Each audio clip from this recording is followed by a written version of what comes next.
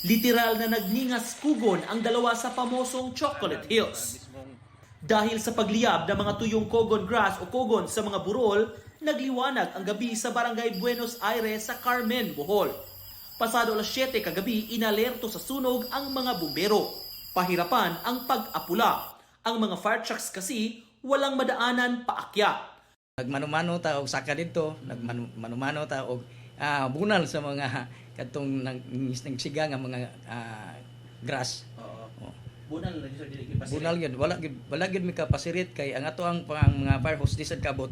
Malayo sa mga bahay ang sunog, pero natakot pa rin ang mga nakatira sa paanan ng mga burol. Guwa tapos may bisig masunog ning niya kay daghan na ba kayong mais na nang bagong gikuan nanggian. Amor ang bantayan bisig kana pa ring ubos. Pabot mi sing nani bumbiro mabot na ni. Napi uban ni ngonog.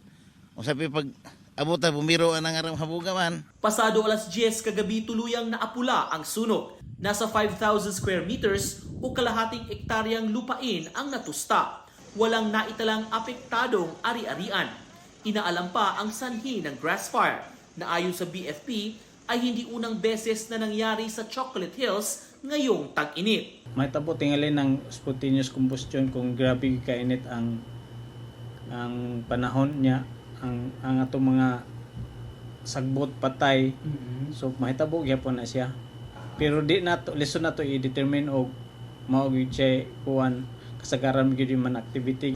Sa tala ng BFP Carmen, di bababa sa 6 na grass fire kada araw ang sumiklab sa iba't ibang lugar sa bayan ngayong tag-init. Para sa GMA Integrated News, Nico Sereno ng GMA Regional TV Balitang Bisdak, ang inyong saksi.